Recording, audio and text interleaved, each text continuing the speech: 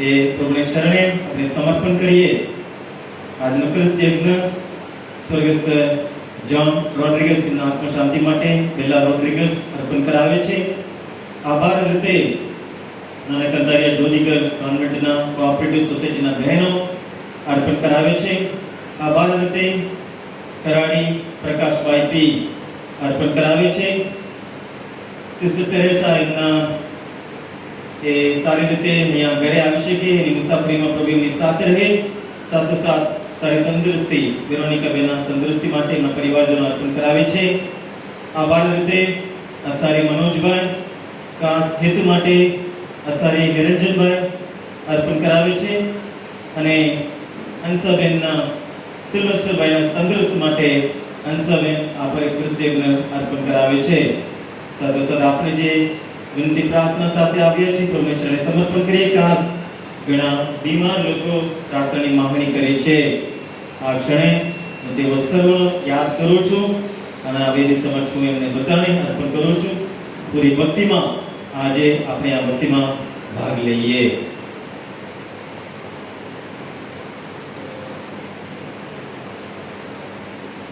પિતા અને પુત્ર અને પવિત્ર આત્માને નામે આ પાવન વિધિના મંગલાચરણ કરીએ.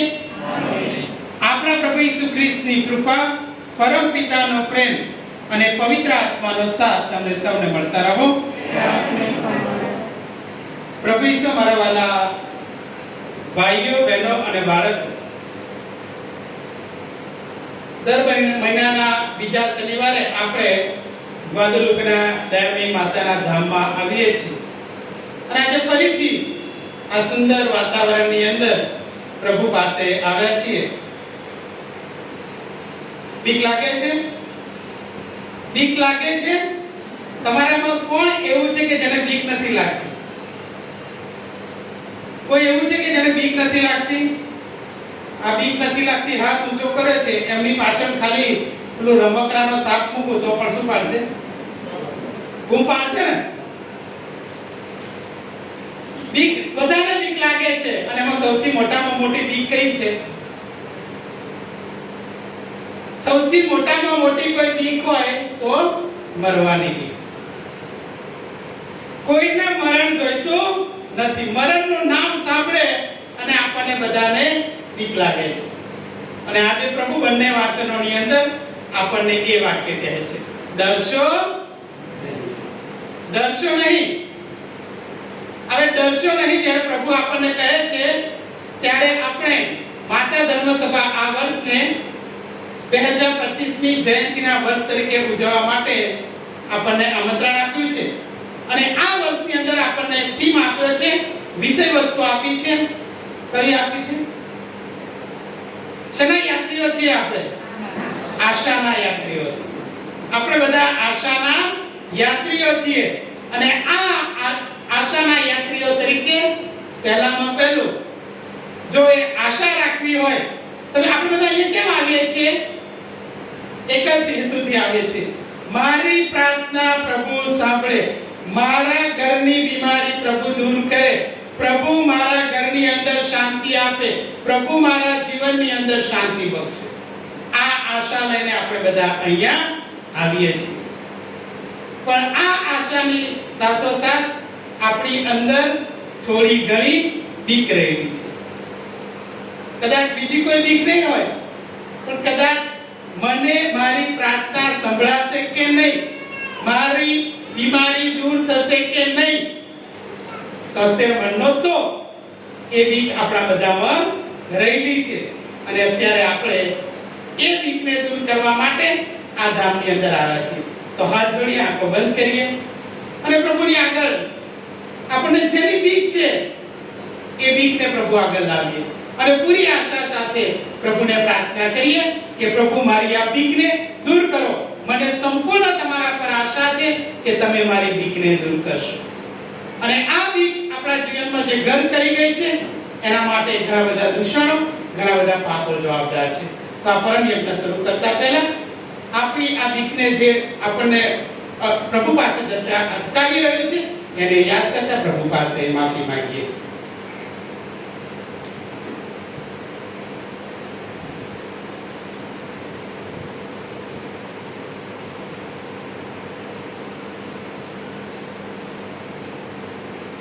હે પ્રભુ, અમે તમારી વેદી આગળ આવીએ તે પહેલા અમારે અમારા ભાઈ બહેનોને ક્ષમા કરવી જોઈએ એવું તમે અમને ફરમાવો છો.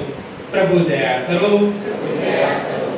હે ખ્રિસ્ત, ક્રૂસ પરથી તમે પાપીઓ માટે ક્ષમાની યાચના કરી હતી. ખ્રિસ્ત દયા કરો.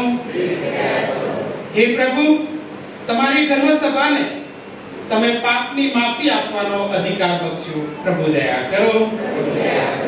સર્વસ્વ પરમેશ્વર આપણા પર દયા કરી આપણા પાપ માફ કરો અને આપણને શાશ્વત જીવનના દર્શન કરાવો. પ્રભુએ આપણને આ સુંદર વરસાદ આપ્યો છે એ માટે આપણા પ્રભુ પરમેશ્વરના યશોગાન ગાઈએ. ભજન નંબર 9, પાના નંબર 399. મહિમા ગાવો રે ગણ ગાવો રે ગાવો જય જયકાર ઈશ્વરની મહિમા હરી હરી મહિમા ગાવો રે ગણ ગાવો રે ગાવો જય જયકાર ઈશ્વરની મહિમા હરી હરી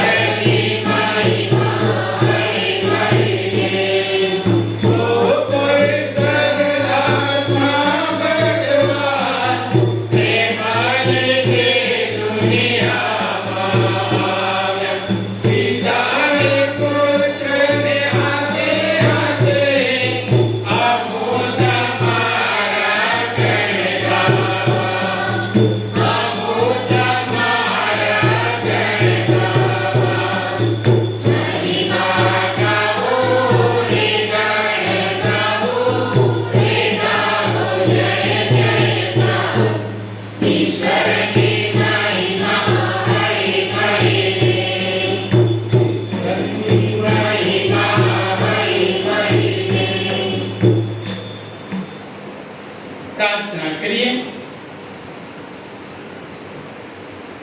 આજે આપણે જે કઈ હેતુઓ લઈને આવ્યા છીએ એ હેતુઓને પ્રભુને ચરણે મૂકીએ. હે પ્રભુ, અખંડ કુમારી મરિયમની વિનંતીઓ સાંભળી અમારી મદદે આવો. અમને બધી કસોટીઓમાં પાર ઉતારો. અમારું જીવન તમારા સુખ શાંતિથી ભરી દો અને માતા મરિયમની જેમ અમારી આશાને તમે દ્રઢ કરો. આ પ્રાર્થના અમે તમારા પુત્ર અમારા પ્રભુ ઈસુ ખ્રિસ્ત દ્વારા કરીએ છીએ. તેઓ તમારી તેમજ પવિત્ર આત્માની સાથે સાક્ષાત પરમેશ્વર છે, સર્વના જીવનદાતા છે.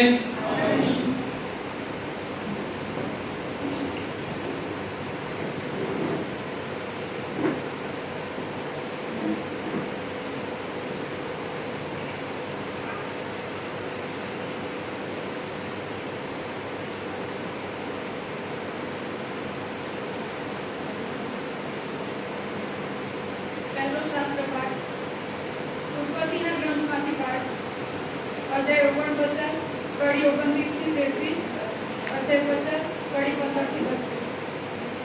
ઈશ્વર તમારી સહાય કરશે અને તમને આ દેશમાંથી પાછા તમારા દેશમાં લઈ જશે. યાકોબે પોતાના દીકરાઓને આ પ્રમાણે સૂચના આપી, હું મારા પિતૃઓ ભેગો થવાની અણી પર છું.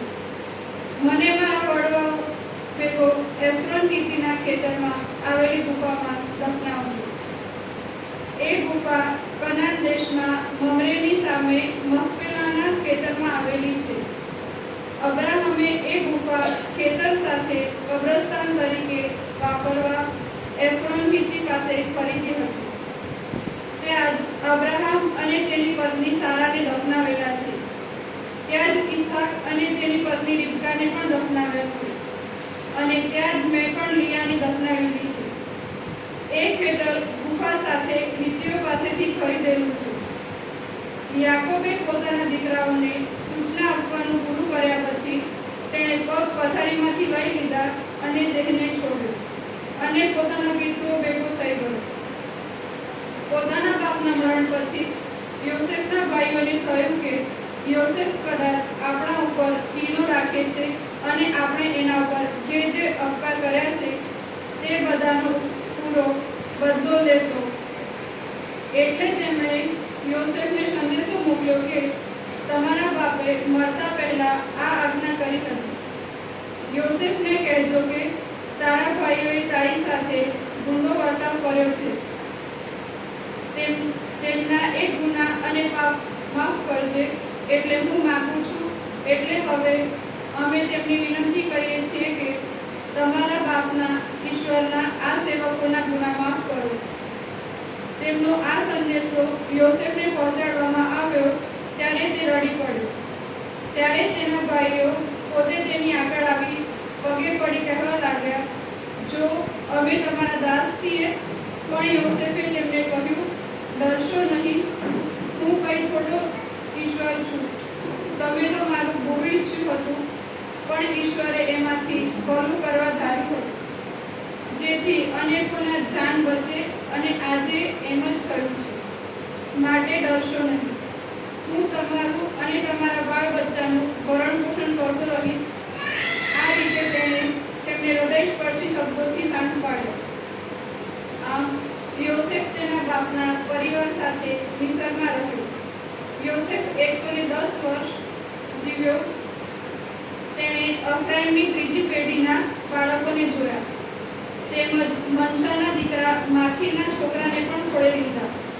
યોસેફે પોતાના ભાઈઓને કહ્યું, મારો મરણકાળ આવી પહોંચ્યો છે, પણ ઈશ્વર તમારી સહાય કરશે અને તમને આ દેશમાંથી બહાર કાઢીને જે દેશ આપવાનું તેણે અબ્રાહમ, ઈસાક અને યાકોબને કસમ ખાઈને વચન આપેલું છે તે દેશમાં લઈ જશે. પછી યોસેફે ઇસ્રાયેલના દીકરાઓને કસમ ખવડાવીને કહ્યું, ઈશ્વર તમને આવી સહાય કરશે ત્યારે તમે મારા હાડકાં અહીંથી લઈ જજો. આ પ્રભુની વાણી છે. ભજન નંબર 300 બધા સાથે પેજ નંબર પ્રભુજી મારા મનમાં દીપ જલાવો.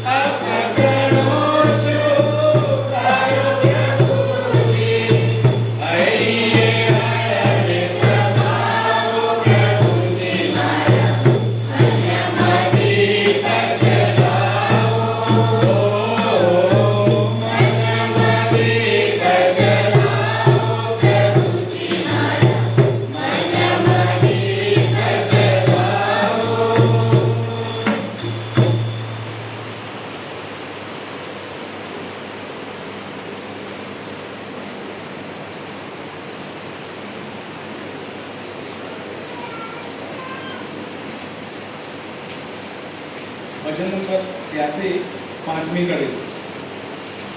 જય જયકાર પ્રભુનો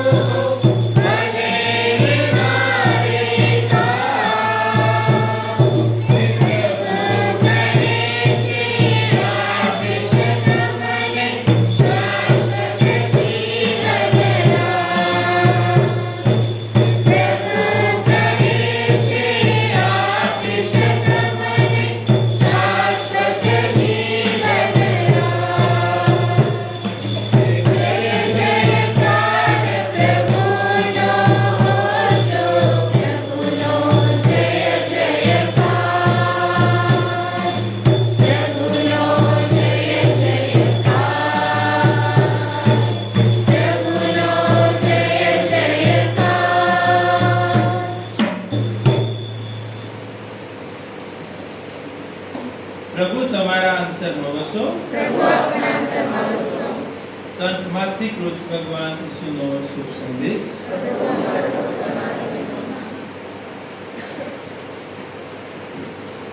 અધ્યાય 10 કડી 24 થી 33 સુધી.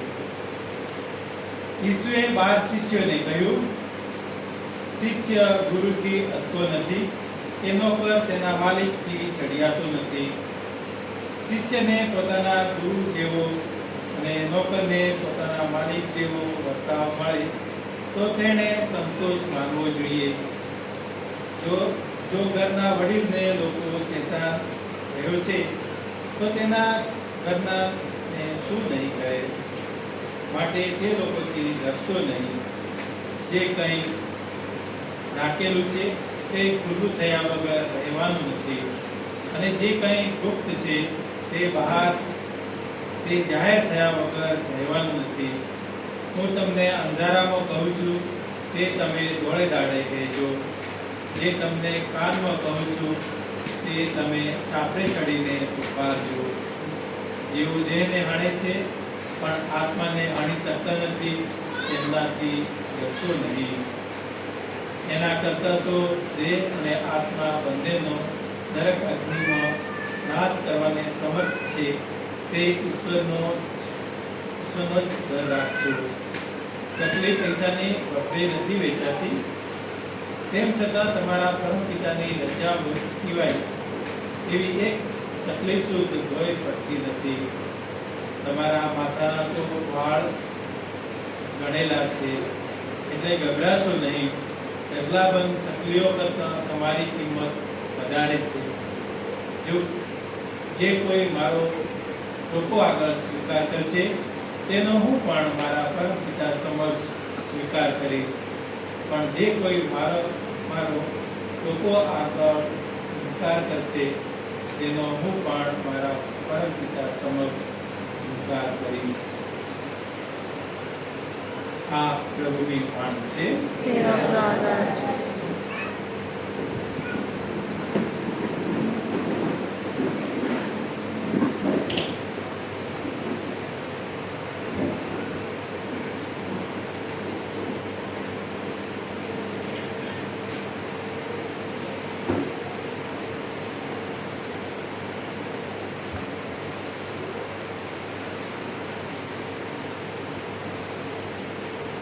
આપણી શ્રદ્ધા અને આશાના આધાર એવા પ્રભુ ઈસુ ખ્રિસ્તમાં મારા વાલા ભાઈઓ અને બહેનો, આજે આપણે સૌ આ ગ્વાદલુપીના ડેમની માતાના ધામમાં આપણી પ્રાર્થનાઓ અને આપણી વિનંતીઓ લઈને આવ્યા છીએ. અને શરૂઆતમાં મેં કીધું તેમ અહીંયા બેઠે દરેકે દરેક જણ બીકણ છે. તમે શું કે હું શું? અહીંયા કોઈ એવું નથી કે જેને બીક નથી. કોઈને ગરોળીની બીક લાગતી હશે, કોઈને સાપની બીક લાગતી હશે, પણ બીક તો દરેકને છે. અહીંયા બેસેલ કોઈ એવું ના કહી શકે કે મને બીક નથી, હું બીકણ નથી. આપણે દરેક જણ કોઈને કોઈ પ્રકારની બીકથી પીડાઈ રહ્યા છે. મને પણ ઘણી બધી બીક લાગે છે. ગાડી ચલાવતા હોઈએ એટલે બીક લાગે સામે વાળું કોઈ વાહન આવે મારામાં આવીને ઠોકાશે તો નહીં ને, અથવા તો હું કોઈનામાં નહીં ઠોકાવ ને. એટલે બીક આપણને દરેક જણને છે. અને આ બીક જ્યારે આપણે બધા રાખી રહ્યા છીએ ત્યારે પ્રભુ આપણને સરસ આજના શુભ સંદેશમાં કહે છે,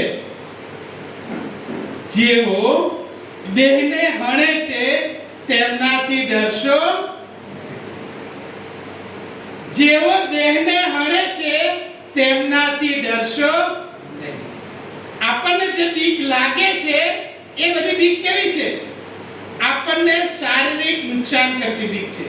પછી એ કોઈ ઝેરી જીવજંતુ હોય કે પછી કોઈ આપણા જીવનની કોઈ બીમારી હોય, એ આપણને શું કરે છે? આપણા દેહને હણી નાખે છે, એટલે કે આપણા દેહનો નાશ કરી નાખે છે. એટલે પ્રભુ આજે આપણને કહે છે, જેઓ દેહને હણે છે તેમનાથી ડરશો નહીં. તો ડરવાનું કોનાથી? કોની બીક રાખવાની જરૂર છે આપણને? કોની બીક રાખવાની જરૂર છે? પ્રભુની. પ્રભુની બીક એ આપણને કહેવામાં આવે છે. બળ સંસ્કારની તૈયારી કરતા હોઈએ ત્યારે આપણને પવિત્ર આત્માના ફળો અને પવિત્ર આત્માના કૃપાદાનો વિશે આપણને શીખવવામાં આવે છે. અને ત્યાં આપણને એક આ શબ્દ આવે છે ને, પ્રભુની બીક. અને શુભ સંદેશની અંદર એવું કહેવામાં આવ્યું છે કે જે કોઈ પ્રભુની બીક રાખીને ચાલે છે તેના ઉપર પ્રભુ પ્રસન્ન થાય છે. તો આવી આજના પ્રથમ શાસ્ત્ર પાઠની અંદર છેલ્લા એક અઠવાડિયાથી આપણને જૂના કરારની આ વાત આપણને સંભળાવવામાં આવે છે. અને એ જૂના કરારનું એક પાત્ર, અને ત્યાં યાકોબ અને એના એક દીકરો, તે કોણ? યોસેફ. શું હતું ત્યાં? યાકોબના જે દીકરાઓ હતા એમને બીક હતી કે તેમનો આ ભાઈ તેમના પિતાને ખૂબ જ વહાલો છે, તેના ઉપર પિતા યાકોબને ખૂબ જ પ્રેમ છે. અને એના કારણે આ શું કરે છે? આ ભાઈઓ યોસેફને શું કરે છે? વેચી મારે છે. અને એ જ્યારે વેચી મારે છે ત્યારે યોસેફ એ સ્વપ્ન દ્રષ્ટા હતો, દીર્ઘ દ્રષ્ટિવાળો માણસ હતો. અને અહીં આપણે આગળ વાંચીએ છીએ કે એ પ્રભુના માર્ગે અથવા તો પ્રભુની બીક રાખીને ચાલનારો માણસ હતો. યોસેફ પ્રભુની બીક રાખીને ચાલનાર માણસ હતો. અને જ્યારે દેશમાં દુકાળ પડે છે ત્યારે યોસેફ એક અમલદાર હતો કે જેના હાથમાં હવાલો હતો. અને આ યોસેફ જે પોતાના ભાઈઓ દુઃખની અંદર હતા, જેમણે એમના ભાઈનો નાશ કરવા માટે એમને વેચી માર્યા હતા, એ ભાઈઓની વારે એ આવે છે. અને એટલે આજે આપણે ચોખ્ખું અહીંયા કહેવામાં આવ્યું છે કે આપણે પ્રભુ પાસે એવી રીતે જવાનું છે જેવી રીતે યોસેફ પોતાના ભાઈઓ પાસે ગયા. તમે અને હું, આપણા બધાની વાત છે આ. પ્રભુની કૃપા પામવા માટે જે જરૂર છે એ કામ યોસેફ કરે છે. યોસેફ પોતાના ભાઈઓએ જે ગુનો કર્યો હતો એ ગુનાને એ ભૂલી જાય છે અને એ એમની મદદે આવે છે. અને એટલે આજે આપણે પસ્તાવાની પ્રાર્થનાની અંદર પ્રભુએ આપણને ક્ષમા આપી છે અને એટલે જેમણે આપણને ક્ષમા આપી છે એમની પાસે આપણે બીક રાખ્યા વગર જવાનું છે. એ વાત આજનો પહેલો શાસ્ત્રપાઠ આપણને સમજાવે છે. સમય મળે ત્યારે ઘરની અંદર પોતાના બાળકોની સાથે આ જૂના કરારની વાતો વાંચજો અને ત્યાં આપણને આ બાબતો વિશે જાણવા મળશે કે કેવી પરિસ્થિતિની અંદર જૂના કરારના લોકો જીવતા હતા. અહીંયા દરેકે દરેક જણને મુશ્કેલી છે, પણ જૂના કરારમાં જે મુશ્કેલીઓ લોકોએ વેઠી છે એવી મુશ્કેલીઓ આપણે નથી વેઠી રહ્યા. તું તારો દેશ, એક ઉદાહરણ આપું કે તું તારો દેશ અને તારા સગાવાલા છોડીને હું બતાવું જે તે ભૂમિમાં ચાલ્યો જા. ઘણું બધું હતું એમની પાસે, છતાં પણ પ્રભુની બીક રાખીને એ અબ્રાહમ પોતાનો દેશ અને પોતાના સગાવાલા છોડીને ઈશ્વરે આપેલી એ ભૂમિમાં જવા માટે તૈયાર થાય છે. જૂના કરારની અંદર આપણે ઘણા બધા ઉદાહરણો મળે છે કે જે ઘણી બધી મુશ્કેલીઓનો સામનો કરતા હોવા છતાં પણ પ્રભુની બીક રાખીને જીવ્યા હતા અને એના કારણે એમની આશા ફળી હતી. અને એ જ વાત આજના શુભ સંદેશની અંદર પ્રભુ આપણને કહે છે કે જેઓ દેહને હણે છે તેમનાથી ડરશો નહીં. સરસ ઉદાહરણ આપે છે પ્રભુ.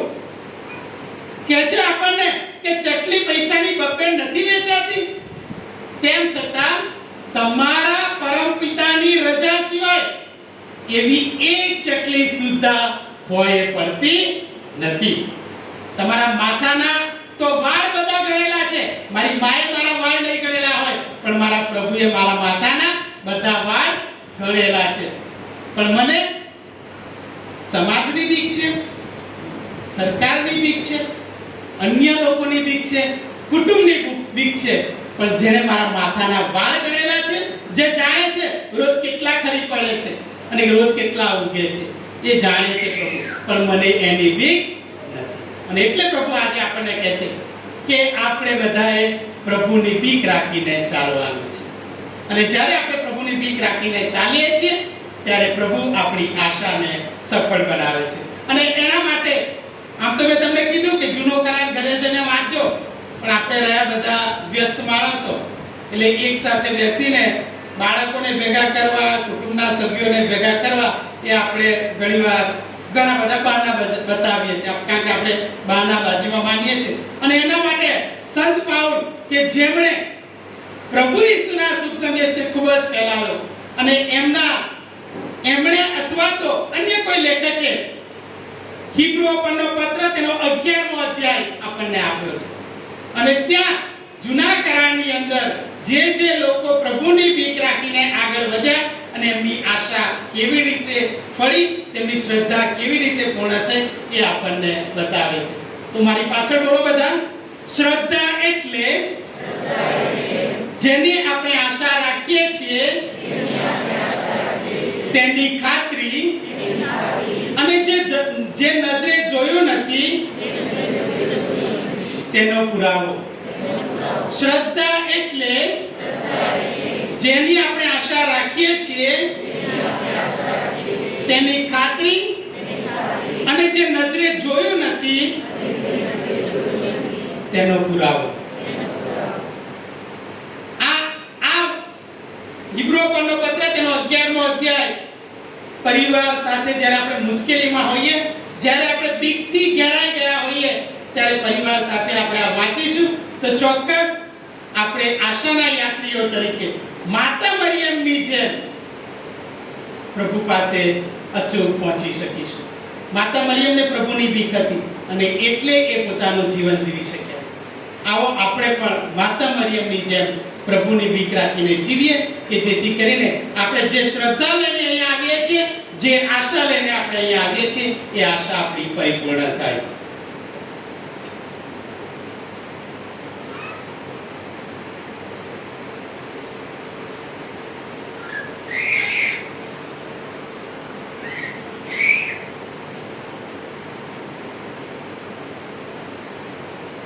આપણો પ્રભુ મહાન છે, શક્તિશાળી છે, તે આપણું સર્વ વાતે ભલું કરે છે.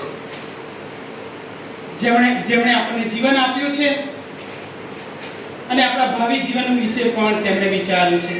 તો આવો એવા પ્રભુ સમક્ષ આપણા પરિવારની અંદર, આપણા પોતાના જીવનની અંદર જે બીક છે એને આ રોટી અને આ આસનની સાથે પ્રભુને ચરણે મૂકીએ અને પ્રભુની કૃપાઓ લઈએ. અર્પણ. સર્વસ્વ પિતા પરમેશ્વર સ્વીકારે એ માટે પ્રાર્થના કરો.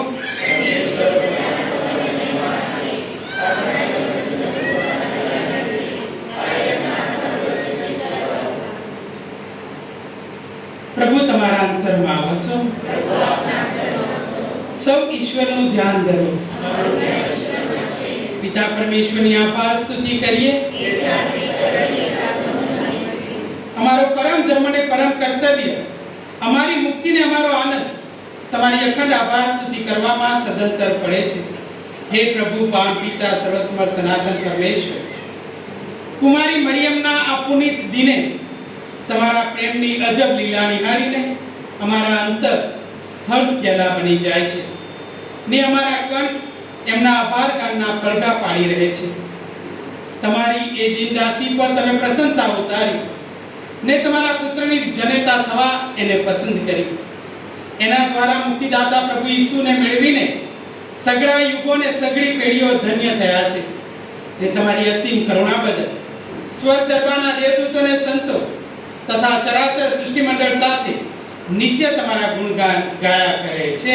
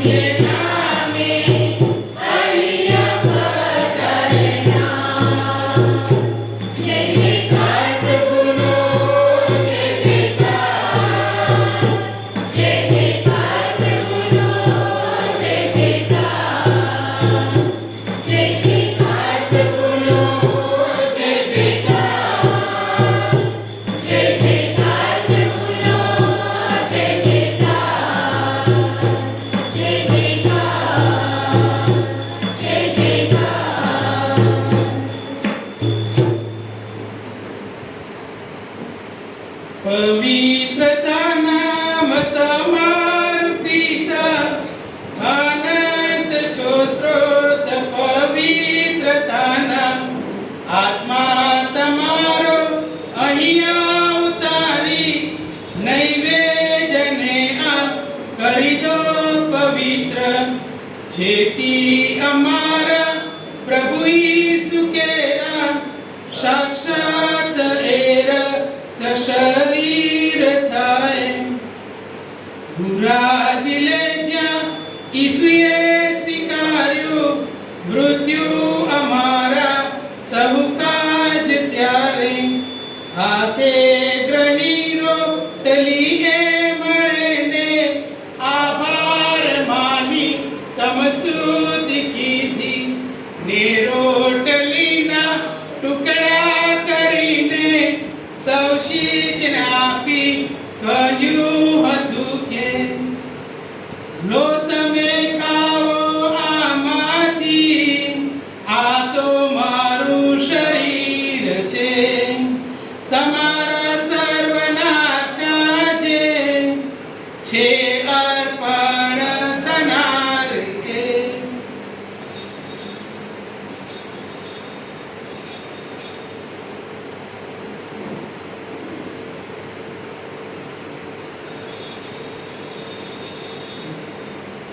એવી રીતે ભોજન પૂર્ણ થાતા પ્યાલો ધર્યો હાથમાં ફરીથી આભાર માની તમ સ્તુતિ કીધી સૌ શિષ્યને આપી કહ્યું હતું કે આ મારા રક્તનો પ્યાલો એમાંથી સૌ લો પીવો કરાર જ નવો શાશ્વત એનું છે મુજ રક્ત આ તમારા સર્વની કાજે ને સૌ માનવ કાજ રે પાપની મુક્તિને અર્થે એ રેડાઈ જનાર છે મારા સ્મારક અર્થે આરે જોને કરતા તમે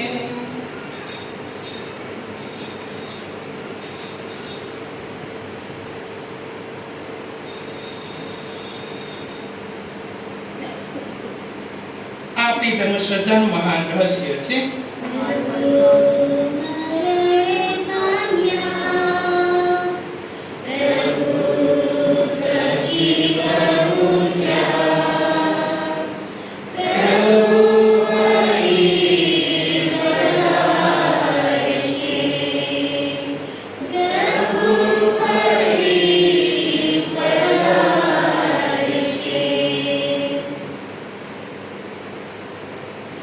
તમારા પુત્રના મરણ અને પુનરુત્થાનનું સ્મરણ કરીને તમને હે પિતા આ શાશ્વત જીવનદાયી રોટલી ને આ સનાતન મુક્તિનો પ્યાલો અર્પણ કરીએ છીએ. તમારા સાનિધ્યમાં આવી તમારી સેવા પૂજા કરવા તમે અમને લાયક ગણ્યા એ માટે અમે તમારો આભાર માનીએ છીએ અને તમારે ચરણે પડીને વિનંતી કરીએ છીએ કે અમે બધા ઈસુ ખ્રિસ્તના દેહ રક્તનો આહાર કરી પવિત્ર આત્માના પ્રતાપથી એક બની જઈએ.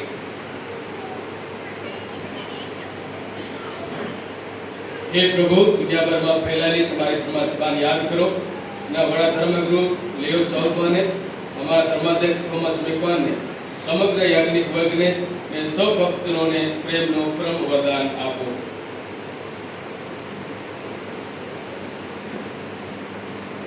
નવજીવનની આશાએ મૃત્યુ પામેલા અમારા ભક્તજનોને તેમજ તમામ સદગુરુને યાદ કરો એમના પર તમારા દર્શનનો અનંત પ્રકાશ પાથરો.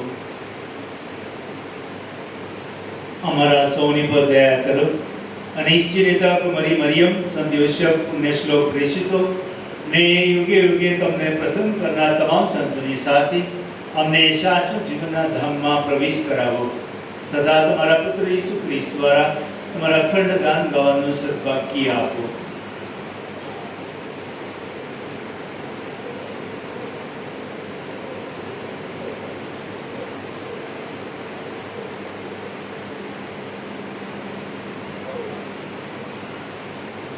ઈસુ ખ્રિસ્ત દ્વારા તેમની સાથે અને તેમને પ્રતાપે તમને હે પરમપિતા પવિત્ર આત્મા સાથેની પ્રિય એકતામાં સદા સર્વદા માન અને મહિમા મળતા રહે છે. આમીન.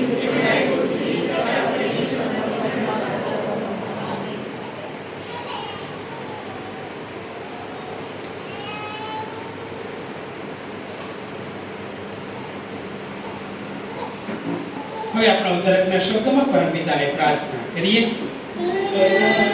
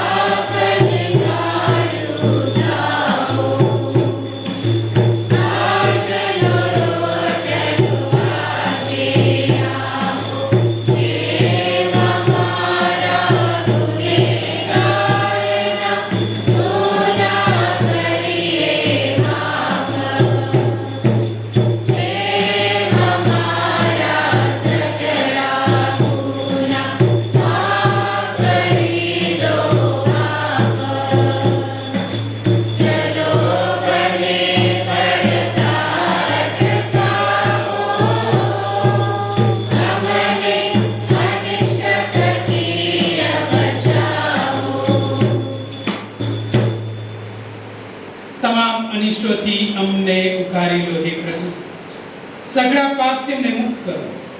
આ સંસાર યાત્રામાં અમે અમારા તારણહાર પ્રભુ ઈસુ ખ્રિસ્તના પ્રગટ થવાની પ્રતીક્ષા કરીએ છીએ. અમારી એ મંગળ આશા ફળે ત્યાં સુધી તમારી કરુણા અમારા પર વરસાવતા રહે. તમારી શાંતિ છાય અમને સંભાળી રાખો.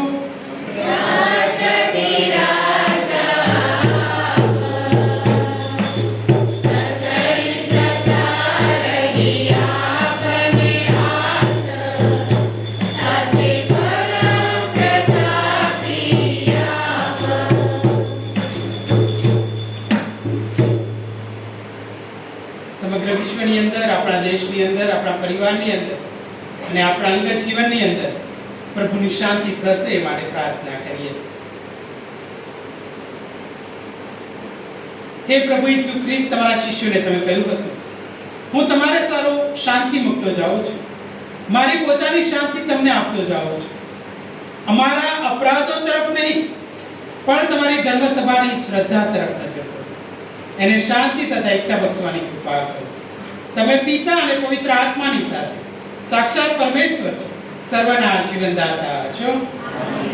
પ્રભુની શાંતિ તમારા અંતરમાં સર્વદા વસો.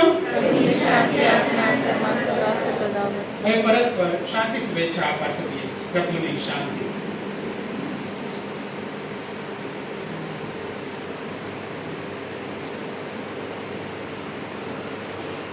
પ્રભુ ઈસુના દેહ એક થતા આપણા સૌનું અનંત કલ્યાણ થાવ.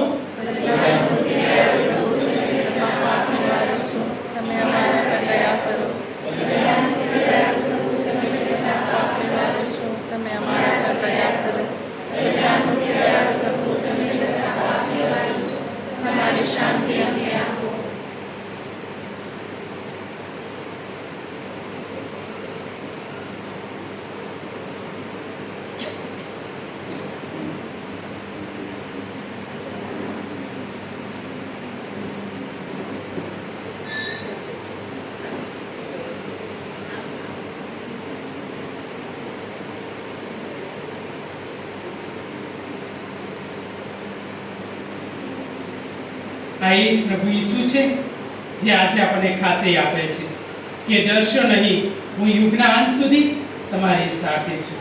અને આજે એ ખાતરીના રૂપે એમના ભોજનમાં આવવાનું જેમને આમંત્રણ મળ્યું છે તે સૌ સદભાગી છે. આ પરમ પવિત્ર બલિ, આ પાપ નિવારક, આ જગતના ઉદ્ધારક આપણા વચનોથી જ મારા આત્માનું કલ્યાણ થશે. અને સૌને સદા સુરક્ષિત અને સલામત રાખો.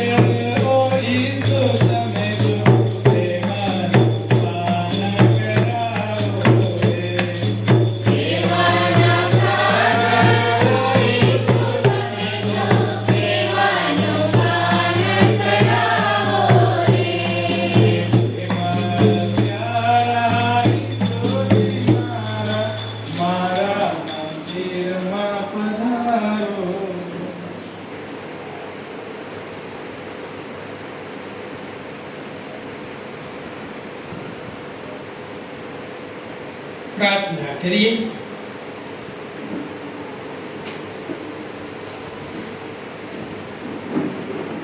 હે પ્રભુ, મુક્તિદાતાના જનેતાના આધીને તમે આ મુક્તિદાયક ભોજન અમને પીરસ્યું છે. આજે અમારી આટલી અરજ સ્વીકારો. તમારી આ મહાકૃપા પામીને અમે સદા આનંદમાં રહીએ અને સદાય તમારી બીક રાખીને ચાલીએ ને મુક્તિને માર્ગે પ્રસન્ન ચિત્તે આગળ વધતા જઈએ. આ પ્રાર્થના અમે અમારા પ્રભુ ઈસુ ખ્રિસ્ત દ્વારા કરીએ છીએ. પ્રભુ તમારા અંતરમાં વસો. સર્વશક્તિમાન પરમેશ્વર પિતા અને પુત્ર અને પવિત્ર આત્માનો આશીર્વાદ તમારા સર્વને ઉપર ઉતરો. ઈશ્વરનો આદેશ થઈ શાંતિ અને પ્રેમને પંથે જઈએ.